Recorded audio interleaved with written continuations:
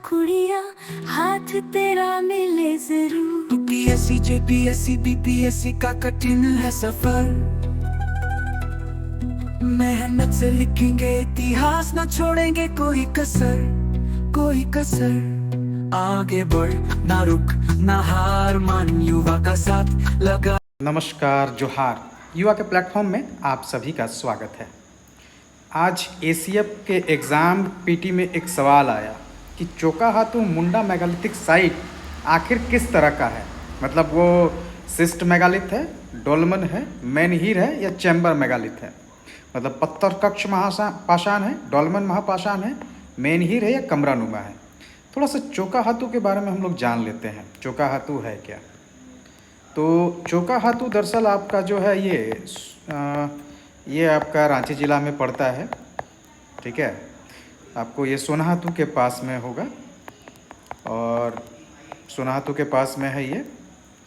और ये चोकाहातू जो है ये आपका आयरन एज का है, लोह युग।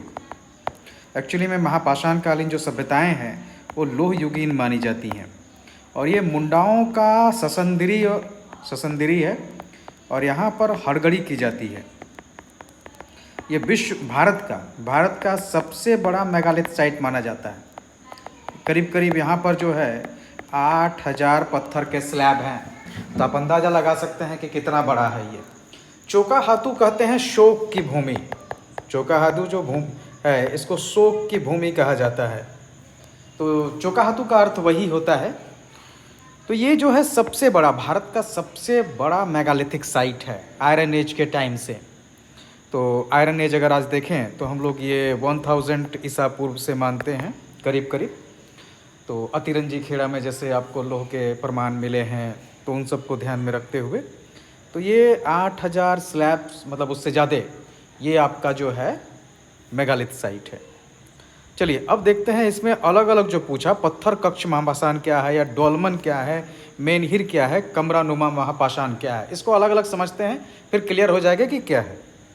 पत्थर कक्ष, तो ये देखिए ये आपका जो है पत्थर कक्ष नुमा है। ये एक तरह से चारों ओर से जो है आपका पत्थर से पूरा ढका हुआ रहता है और बीच में आपको खाली स्थान रहेगा जहाँ पर अवशेष रखे जाते हैं या फिर लाशों को रखा जाता है। तो ये पत्थर कक्ष महापाषाण है। डोलमन स्ट्रक्चर ये है आपको, ये भी उसी तरह से होता है लेकिन ये पूरी तरह से कक्षनुमा नहीं होता है। इसका स्ट्रक्चर काफ़ी छोटा होता है। ये भी डोलमन है। इसका नीचे छोटे पत्थर होंगे कुछ कुछ और उसके ऊपर में रखा जाता है बड़ा स्लैब। तो इसमें अवशेष नीचे जो है दबाए जाते हैं। तो ये डोलमन है। पत्थर कक्ष बड़ा होता है, ये छोटा होता है उसमें।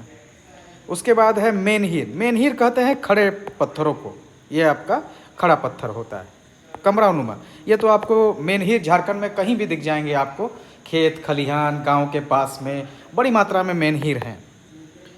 अब आपका बचा ये है आपका कमरानुमा महापाषाण, जो पूरा एक स्ट्रक्चर बनाया जाता है, बिल्कुल एकदम लगेगा कि कोई कमरा है चारों ओर से।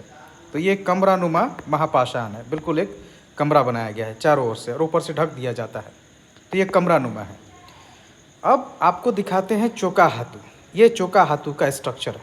आप देखिए इसको किस तरह से मानेंगे आप। तो ये चोकाहातू का स्ट्रक्चर है और ये काफ़ी पहले का स्ट्रक्चर है, अभी भी है वो, और भारत का सबसे बड़ा है। इसके अलावा आमलेसा करके एक जगह है तमाड़ के पास में, वहाँ भी इस तरह के स्ट्रक्चर है इसका। तो ये स्ट्रक्चर है। अब ये किससे मेल खाता है, ये स्ट्रक्चर किससे मेल खाता है? तो आइए देखते हैं किससे मेल खाता है ये। एक्चुअली में वहाँ मेनहीर भी हैं लेकिन मेनहीर आपको ज़्यादा नहीं है, 2 या 3 होंगे तो चोकाहातू में, उससे ज़्यादा मेनहीर नहीं है। मेनहीर मतलब इस तरह के लंबे स्लैब ऊंचे। तो ये जो स्ट्रक्चर है आपका, ये खाता है मेल डोलमन से। डोलमन स्ट्रक्चर से जो है ये मेल खाता है। तो आपका राइट आंसर जो है वो होगा डोलमन महापाषाण, राइट आंसर होगा आपका ये। तो ये आपका है आंसर बी, 117 का बी, चोकाहातू डोलमन महापाषाण।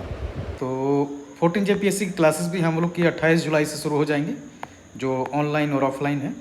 इस बार हम लोग 100 स्टूडेंट्स लेने वाले हैं, 100 स्टूडेंट्स का ही क्लास चलेगा। तो आप इसमें चाहें तो ज्वाइन कर सकते हैं।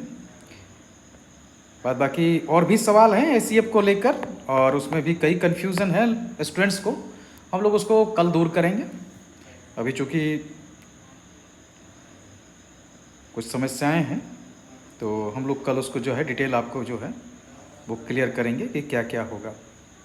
ये सवाल काफ़ी इम्पोर्टेंट था, और चूँकि झारखंड को समझना बड़ा ज़रूरी है, कल हम लोग पूरा हर क्वेश्चंस जो है आपका जो क्वेश्चंस दिए हुए हैं 150, तो 150 सवाल के जो हैं आंसर आप लोगों के सामने लेकर आएंगे। ये सवाल चूँकि झारखंड की संस्कृति से रिलेटेड था, इसलिए इसको बताना ज़रूरी था। आप झारखंड से जुड़िए और उसके प्राण से जुड़ना होगा, आपको संस्कृति को अच्छे से समझना होगा। सिर्फ ऊपरी तरीके से अब सवाल नहीं बनाए जा सकते हैं।